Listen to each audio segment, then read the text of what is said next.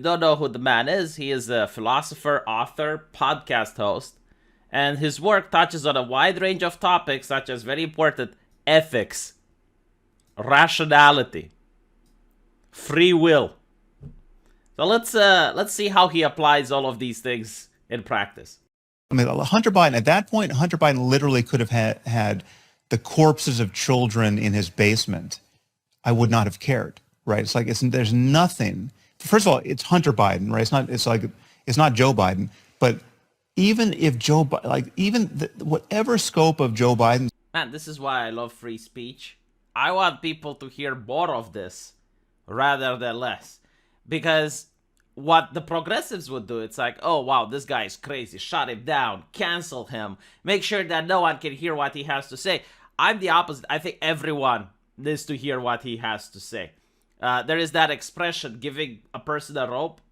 You know, like, why did he even went there? Why would he even pick that example of corpses of children? Like, no one even talked about this.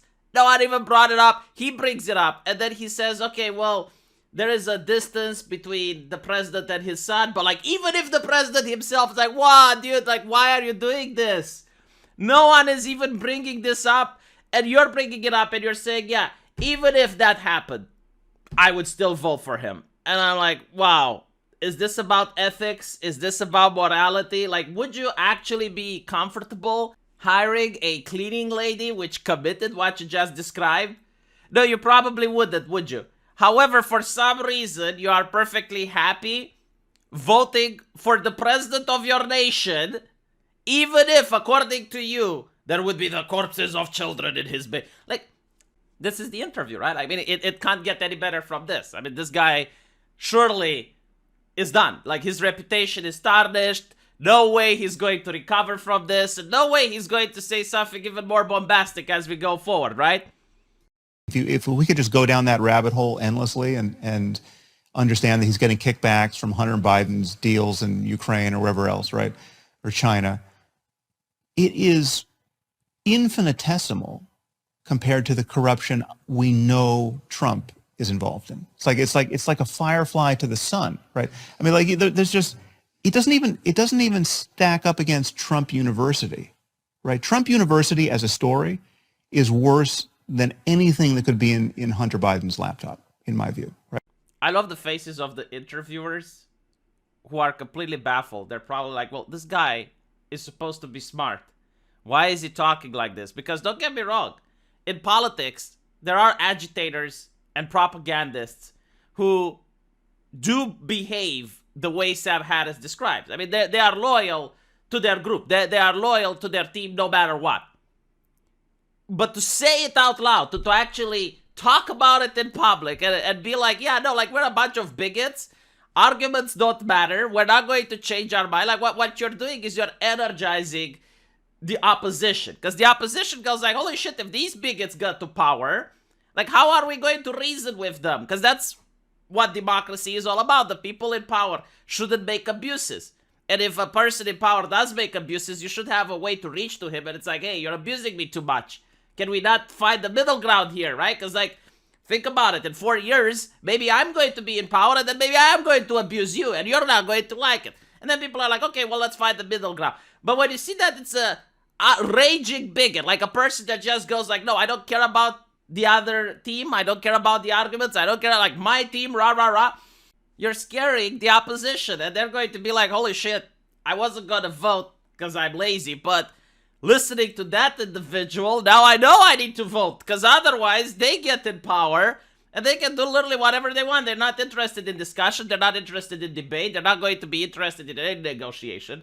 So clearly they must be stopped, which is why you never want to say this out loud. Even if you're an agitator, a propagandist, a paid shill, or whatever, you still need to give the illusion that you're a reasonable person and that you're willing to at least listen to the opposite argument, which is why these interviewers are completely shocked. It's not due to his behavior, but to the fact that he is saying this out loud. Now, what's also interesting is that he came to the conclusion that Trump is more corrupt than the opposition. But the way he came to the conclusion is that he looked at the evidence Okay, and according to him, he believes that Trump is more corrupt. Okay, fair enough. But what's interesting, and we're going to see in a little bit, is that he doesn't want people to look at the evidence. Like, he doesn't want the public to also do the same thing that he did. He wants to be in a position of gatekeeping. He wants to be the only one allowed to look at the evidence, and then he wants to be the one to decide that this evidence is too dangerous for the public to look at, and he wants to prevent the public from seeing the evidence so as to not make a wrong conclusion. And of course, the wrong conclusion is a conclusion that's different than the one he reached.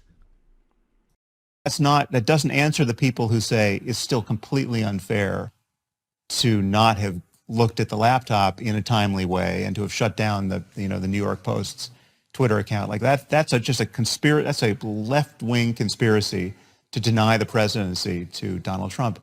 Absolutely, it was. Absolutely, right. But I think it was warranted, right? And again, it's a coin toss as to whether or not Sam, I'm sorry. That particular piece. I'm really sorry. I was the one that said we should move on, but you've just said something I really struggle with there, which is the kids in the basement.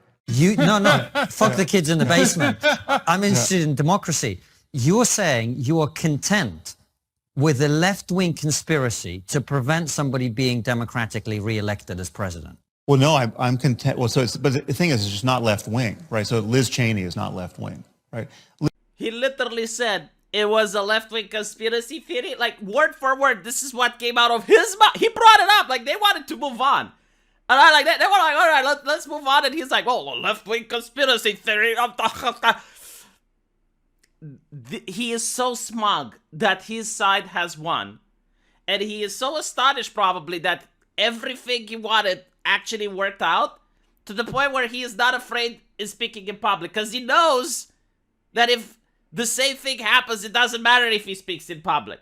So what do I mean about, right? Like what is this? First of all, what is this conspiracy theory? The conspiracy is to prevent the public from having access to the information to make an informed decision. All right? Like that's what he's talking about. He's talking about Twitter suppressing the story from the New York Times, banning the New York Times, Facebook, and all the other social media working hand in hand together, preventing the public from having access to information before the vote. That's the conspiracy. Now, he says, number one, it's not a conspiracy because it was done in the open.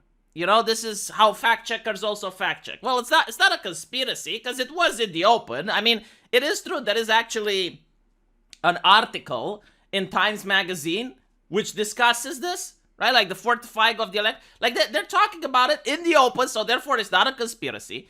And secondly, they're saying, well, it's not a left-wing conspiracy either because Liz Cheney, right? Can you imagine this? If you would have like all the Republicans pushing for something, and they will say, well, it's not a right-wing conspiracy because we got Tulsi Gabbard aboard. We got Joe Manchin aboard. It's like, what? Okay, so, first of all, they would never buy that argument, all right?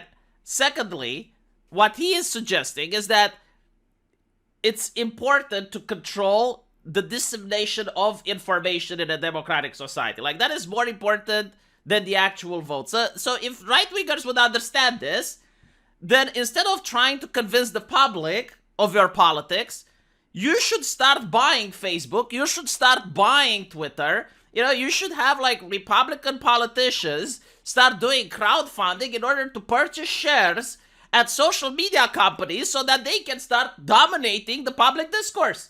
Because otherwise you're going to lose. And this is what Sam Harris is telling you. This is why they were freaking out when Elon Musk wanted to buy Twitter.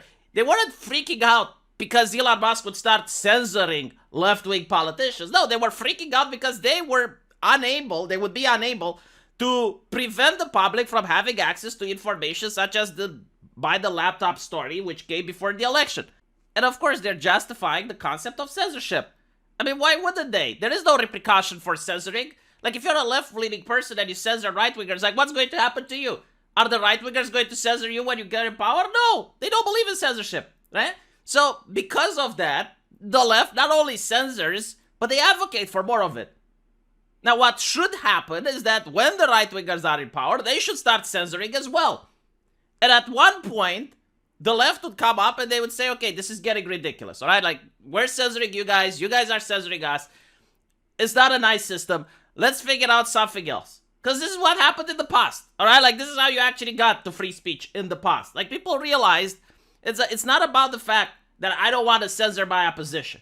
And it's not about the fact that I really care if my opposition gets to speak or not. No, but it's like, when they get in power, then they start censoring us. It's a hassle. It's annoying. You know, it infringes on our values. Like, let's just stop. All right, let's just stop censoring. Let's say that free speech is a human right. Blah, blah, blah. That's how it actually got to be. But apparently, one side completely forgot about this. And this is coming from an atheist, by the way, which would have probably not appreciated if the Bush regime would have censored him when he was writing his books, when he was writing his philosophy. But back then, he advocated for free speech because he knew that if he was to advocate for censorship, he would get censored, right? Now, he knows that if he advocates for censorship, nothing happens to him, so he can do it as much as possible. It is advantageous for his side politically, because if you look at where social media companies donate, it's overwhelmingly Democrat. If I'm not mistaken, 95% of the people on Twitter, when donating money to politicians, they donate to Democrats. And this is the game being explained by an agitator. Like, he is literally telling right-wingers, okay, this is how we win. Now, if right-wingers had any sense, that's what they should do. They should start buying stocks in Twitter. They should start buying stocks in Facebook. They should start organizing and taking control of these institutions in a legal, of course, in a legal manner, because it matters, right? It doesn't matter the arguments that you have. It doesn't matter if you can convince people. Like, it doesn't matter if you were to have such strong arguments that you were to go in front of Sam Harris and tell him the arguments, and he would immediately be like, you know what? I'm a right-winger now. You're absolutely correct. It doesn't matter any of that if you can't spread the message. And they realize, okay, well, if we gatekeep the message, then the public doesn't get to hear it. And if the public doesn't get to hear it, they're going to vote our way. And it's absolutely correct, right? So that is what right-wingers should take from this. And also the fact that you need to start censoring. Like, you also need to prevent their message. It's just like, it is what it is. Like, until the other side comes to the table and goes like, all right, you know what? We agree with your principle. Like, let's stop censoring. Until that happens, you need to start censoring. You need to start gatekeeping. You need to start doing what they are doing because it's effective. This is like the same mentality of a person in World War II in London, and he says, oh, well, I don't know what a plane is. I don't want to mount an anti-air gun, but what I do want is for the Nazis to stop bombing. It's like, okay, but that's not going to happen. Right? Like, you need to, in situations like this, you need to actually do what the opposition is doing because they're winning. So that's my take. Very interesting and enlightening interview. I don't really care about what Sam Harris thinks. I mean, again, it's also the class difference between myself and Sam Harris, okay? Like, Sam Harris is a very rich person. He's not being affected by the high gas prices as much as everyone else. He's not being affected about inflation as much as everyone else. Like, all of these policies that are hurting people is not hurting him as much.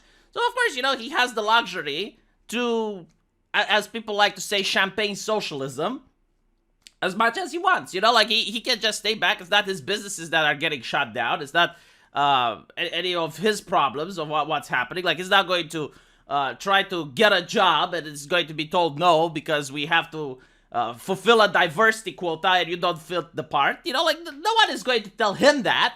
So, of course, he can have the luxury in supporting whatever politicians based on whatever morality he considers.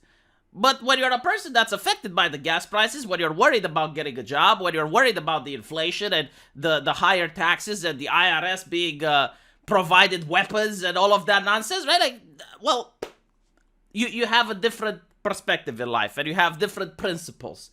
And you're not going to probably reach a person that's not affected by these things with any sorts of arguments, right? So that's my take. Let me know what you guys think, though, and hopefully I will see you all at my live stream. Take care.